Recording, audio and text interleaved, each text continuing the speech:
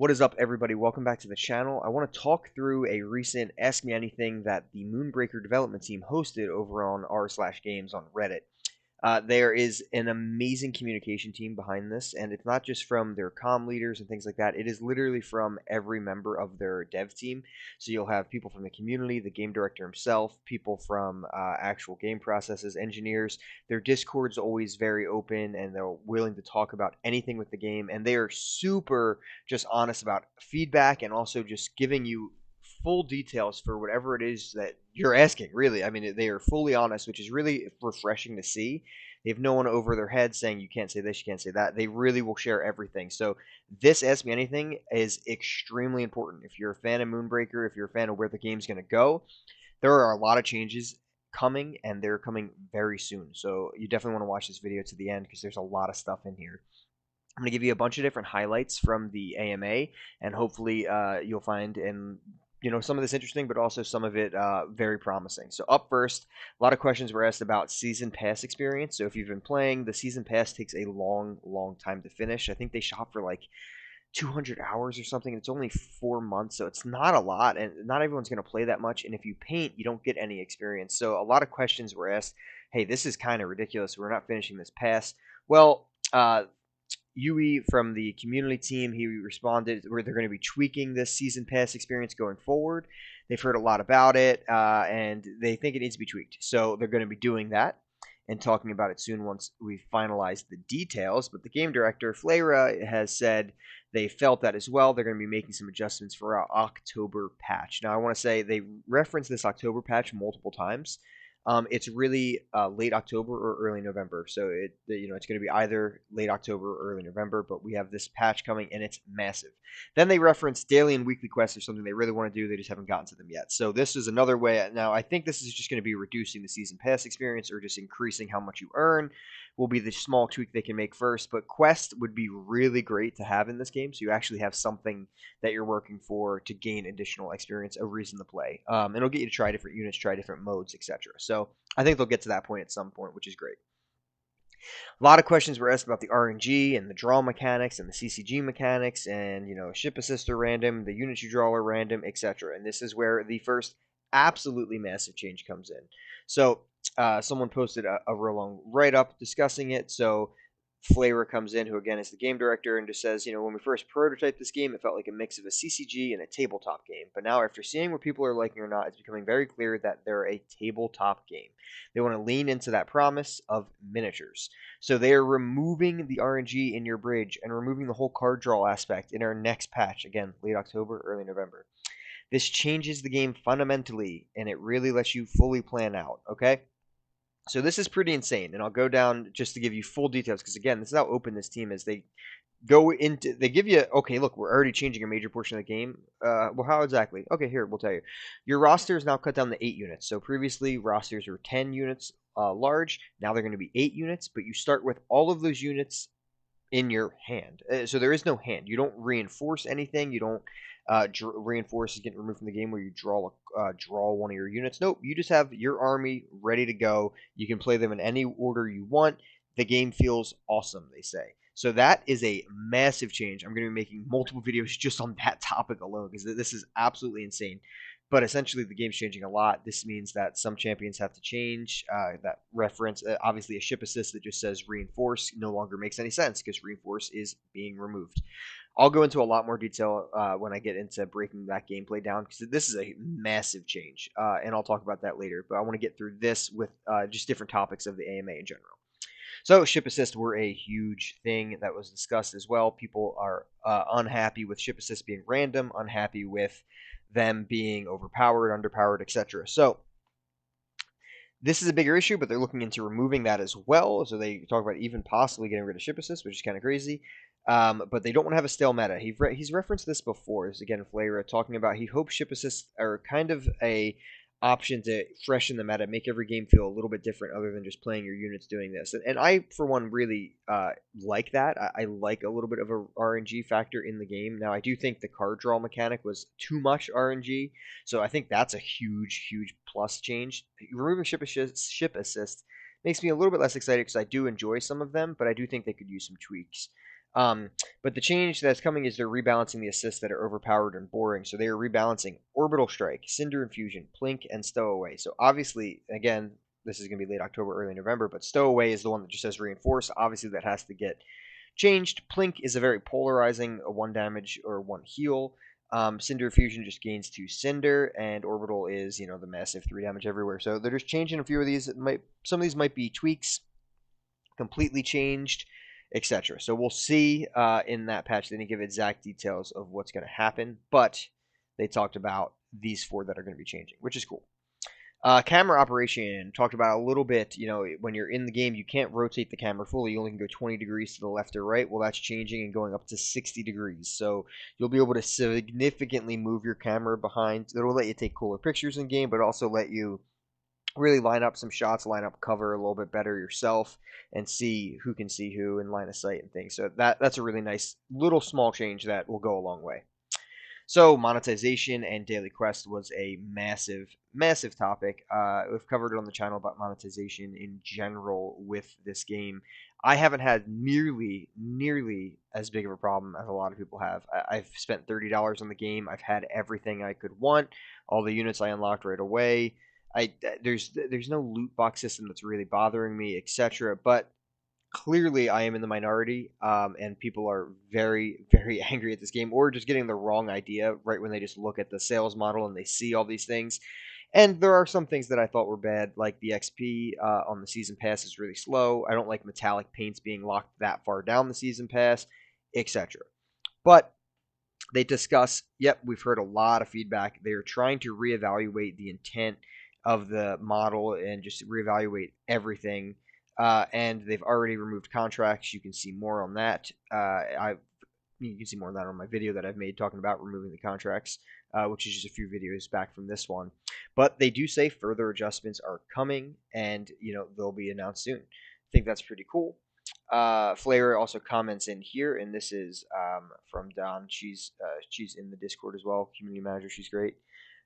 Flavor talks. We're actually changing how units are unlocked, so look for a big change in the next patch. So that being said, they're changing how units are unlocked. So they're not going to be actually in the loot box now. If they just weren't in the loot box at all, and you just bought the game for $30, you had them all, which essentially is what I did after playing for an hour, I would make a lot of people a lot happier. So I think that's great. But one huge shout out is that Legends of Runeterra is at the top of the list for daily bonuses and many other things. It's fantastic. We just had our hands full getting to early access with a small amount of content, but this is happening. So they are talking about daily bonuses, quests, just a better model in general. And this channel was built on Legends of Runeterra, and Legends of Runeterra is a incredible game, but it is literally the best free-to-play game I've ever played, and I would put money on you would ever play if you actually played it. That business model is absolutely incredible. It is truly cosmetics only. Any other card game I've ever played, whether it's digital, physical, or anything like that, Legend of Runeterra takes the cake by far. You can get every card you want without spending $1, and it's amazing, truly. So the fact that Flair is shouting out such a game that I have amazingly high hopes for, and a game that I just have so much respect for, makes me very excited. I think they're looking at the right places for business model. New content coming up, and balancing. So the next big patch at the end of October or early November, you get sick of me saying that, it will have a new map. So there will be already new content right then. Another new map to play is great. The maps are really, all the maps are like hand painted and so intricate. It's epic. I love the map, so I'm excited to see a new one, new terrain features maybe. There could be some really cool stuff in that. But they're reworking Astra to have more counterplay. Astra obviously has too high of a win rate, and they'll be reworking, like I said before, these ship assists.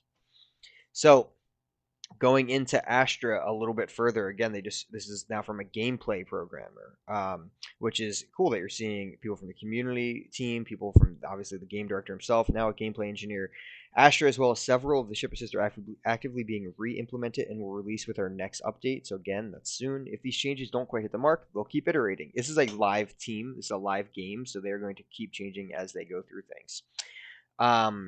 They're all functionally different. Corrosive particles and vortex beam have had radius adjustments as well, so they might nerf those two, as well as just changing functionally different for the first 4. So it sounds like all 4 of these ones are going to be totally different, while these 2 might just be a nerf or a buff depending. just the size buff there. In addition to Astra's change, one balance change, one completely new ability. So right there, they're saying there will be a balance change to Astra and then a new ability. Because one of her abilities is when she kills somebody, she reinforces, right? Well, that doesn't really work anymore. Reinforce isn't a thing. So that'll clearly have to be a thing. But another one is a balance change. There's also going to be balance changes to Broken Vengeance, Switchback, Torian Bodyguard, and Detonia, as well as some balance changes to accuracy and crit. I think that's absolutely fantastic. I think that's a really good balance patch. I mean, that's a champion getting severely changed. 6 of the 15 or 14 assists in the game are getting changed, and 4 units. Great. Going further down, this is still in the same category. Talking about Astra. So it's amazing what the community does with her after we've been playing with her for so long. So this is just kudos to us as gamers being able to get our hands on it, play with Astra a lot, and find out okay, she's a little overtweaked. So her new version has her creating cinder spheres. So this is what's great about it. So you have a gameplay director saying, okay, yep, we're changing some things, and the game director is like, yeah, hold my beer. I'm just going to come in and tell you exactly what's happening.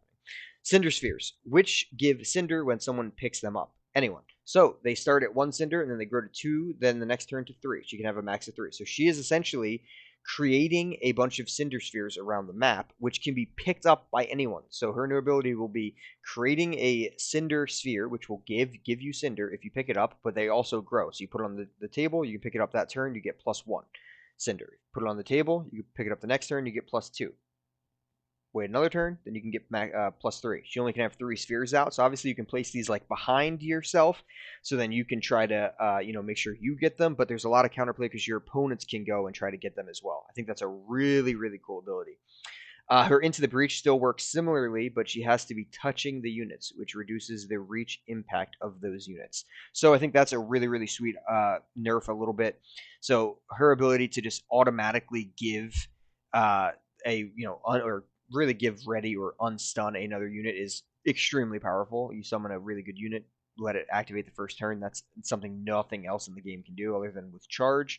That's incredibly powerful. So I think reducing its range to she has to be touching that unit really, really is a nice change. That makes Astra have to be a little bit more risky, or you have to play a unit closer to where you don't want to play, where you can just summon a unit like within X away from her and still let it attack for free that turn is pretty insane. Love these changes, and that doesn't even cover the change of what her passive does, because her passive is reinforced when you kill somebody, so that's going to change as well. Super great. I think that is it for new content and balancing. So there's a couple other questions in there, but I think that covers most of it. Audio drama is, if you haven't listened to the audio drama, it's epic. I'm probably going to be making some lore breakdown videos. I think people find those pretty entertaining, so I'm going to try to do some of that as well. But they'll be releasing Zax's drama with the next patch sometime in late October or early November. And again, this is from the audio lead now, so totally different team member chiming in, which is great. There'll be the 3rd drama before the end of season 1, and they'll be releasing the episodes almost monthly. They put a ton of work into these. They're really, really good. Definitely check it out. And this will be Extilia's was first, then it's Zax's, and that's going to be voiced by Matt Mercer, who's from Critical Role and everything. He's great. And then they'll have Astra's next, and then when they release a new captain, there will be more, and they're leading to telling a large story with all of them intertwined and stuff. So really cool stuff. Painting, which is everybody's favorite thing, really. I mean, this game is built on the painting, I think. So they are working on a feature to show off your paint job via a shareable link. That's actually insane. So literally having like a store of paints is what people were discussing as well. Like, can you sell your custom paints online, on the store for a couple bucks here and there, and then say this game would make $1 and the seller would make $4, kind of like a digital Etsy, but through this game. I think that'd be a really cool thing to do. Another way to make them have a little bit of money, because the system's really incredible. But what they're saying now is your paint jobs will have a shareable link, which is really cool. So you can actually, upload your paint job. Your friend likes your paint job, you can send it to them. I think that's awesome. Cargo Run, which is, I think one of the more highly interesting modes of the game so far. So they're adding more Cargo Run bosses. There's already 10. I made a video about how to fight against each of those. But they're adding more Cargo Run bosses and relics as they go. It will make that mode really explode with possibilities. But also, regarding the start randomization, we're fixing this. Coming very soon, your roster is 8 units instead of 10, and you get all of them when the game starts. So, again, that's not just a change to PvP, that's also coming into Cargo Run, which is awesome. And like Flair says here, I couldn't believe such a small change makes such a big difference in the game. He prototyped it a few days ago. I never want to go back. I literally can't wait to try that. I think that's going to be game changing. And the last update here is ranked play and new modes. So they definitely want to do ranked play. There's no specific plans yet, but it's absolutely something we're researching and working toward. I think you can't really have a PvP mode and have no ranked. I've made a video about that with 3 things that Moonbreaker needs ASAP, and I think that's absolutely one of them. You just kind of have to have ranked play if you're going to be a PvP type game. You got to have something to earn other than just a season pass XP. So that's coming. Also, Flavra is talking about objectives here. I'd say objectives are a lot closer than 2v2. They're actively working on objectives now. So 2v2 is something a lot of people have wanted for a long time. It is awesome. I would love to play 2v2 in this game, but objectives I think are more important right now. Flavor is sharing on Twitter that he was looking at War Machine objectives, which is awesome. I played War Machine very competitively, multiple different tournaments, went to multiple different large North American tournaments, and played pretty successfully. And I also play tested for the game, and the objectives in that game are incredible. So I was very happy to see Flair looking at War Machine based objectives because I cannot wait to see some of those in Moonbreaker.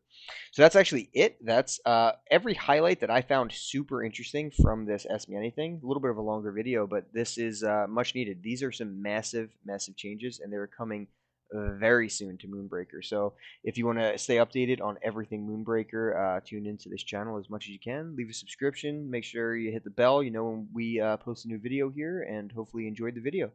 See you next time.